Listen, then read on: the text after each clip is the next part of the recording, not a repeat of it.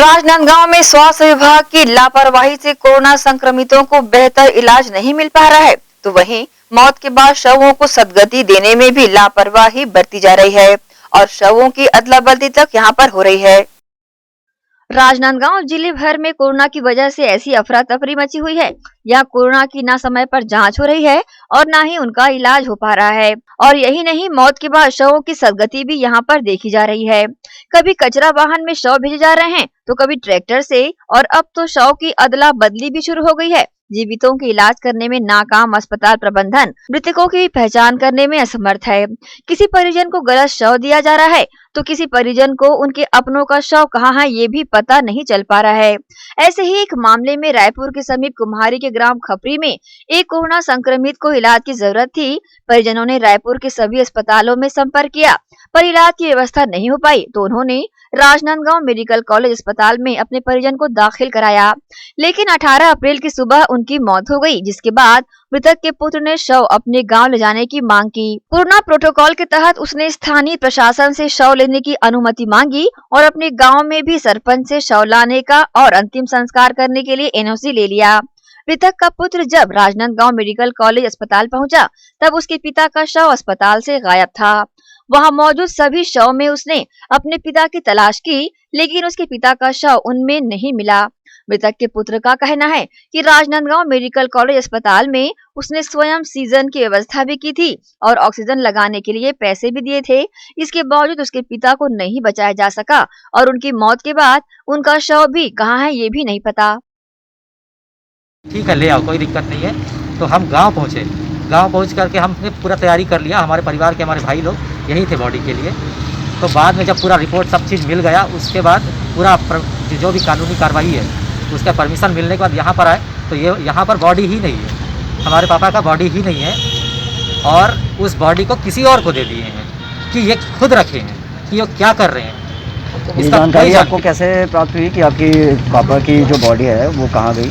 क्योंकि देखिए, मैं पूरा काम का मतलब व्यवस्था करने में लगा था, परमिशन बनाने में गाँव में। अभी बॉडी की क्या स्थिति है कि नहीं है? बॉडी यहाँ नहीं है सर। बॉडी एक बॉडी को खोल करके देखा गया, बॉडी नहीं है। यहाँ तक कि कैजुअलिटी से, जहाँ मेरे पापा एडमिट थे, वहाँ से मेरे पापा को पीएम रूम लाने तक का उनका भी खर्चा मेरे से मांगा गया। 500 रुपये मैं उनको भी दिया हूँ।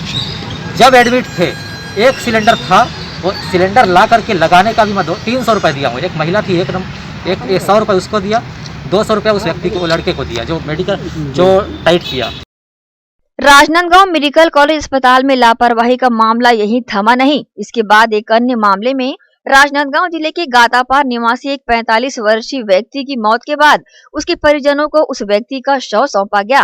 वहीं कोरोना का हवाला देते हुए शव को पॉलीथीन से नहीं निकालने और तुरंत अंतिम संस्कार किए जाने की हिदायत दी गई। इसके बाद परिजनों ने शव का अंतिम संस्कार कर दिया। अंतिम संस्कार कर जब परिजन अपने घर पहुंचे, तब उन्हें राजनांदगांव मेडिकल कॉलेज अस्पताल से फोन आया कि वो अपने परिजन का शव लेने आ जाएं।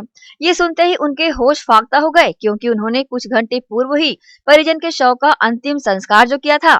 इसके बाद वे जब राजनांदगांव मेडिकल कॉलेज अस्पताल पहुंचे, तब उनके परिजन का शव मेडिकल कॉलेज अस्पताल के मरचूरी में रखा हुआ मिला। इसके बाद परिजनों को यह समझते देर नहीं लगी कि जो शव उन्होंने लिया था वह किसी दूसरे का था। सर, हमारे भाई का डेथ हो गया था राजेश कुमार चंद्रकर जी का। है ना?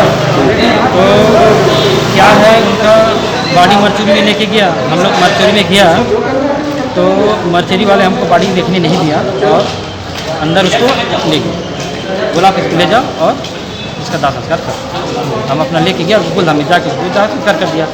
बाद में पता चला, हम लोग जब शाम को घर गए तो बॉडी हमारे भाई का नहीं है, ये किसी और परिजन का। यहाँ हॉस्पिटल प्रबंधक ने हमको कोई बॉडी वॉडी दिखाने के लिए नहीं दिया, पीपी किट में पैक किया था। आप सीधा जो है फिर उनको हम लेके चले गए। तो बॉडी से पहचानने के लिए नहीं बोला किसका बॉडी पहचान? बॉडी पहचानने के लिए कुछ नहीं बोला, बॉडी रखा है, ले जाओ। इन दोनों ही मामलों में माना जा रहा है कि कुम्हारी निवासी व्यक्ति और गातापार निवासी व्यक्ति के शव में अदला बदली हुई होगी। इस मामले को लेकर मेडिकल कॉलेज अस्पताल के अधीक्षक प्रदीप बैग का कहना है कि अस्पताल प्रबंधन द्वारा प्रशासनिक टीम को सौंपा जाता है, वहीं परिजनों को भी शव दिखाकर पहचान कराई जाती है। ऐसी बात मेरे संज्ञान में कल शाम को आई है ना।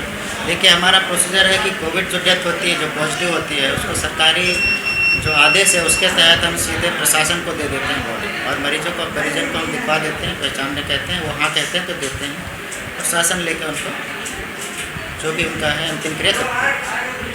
लेकिन सर परिजन का कहना है कि हमें बॉडी देखनी चाहिए और हमको बॉडी दिए और क्रिया करें। नहीं, परिजन का कहना वो अलग हो सकता है, लेकिन परिजन ने ही देखा है बॉडी को और वो ले गए, उनके इजाज़त से ही मिली। अब वो आज कुछ कह रहे हैं तभी उसके बारे में अभी मैं नहीं बोल सकता कि ऐसा क्यों कर रहे हैं।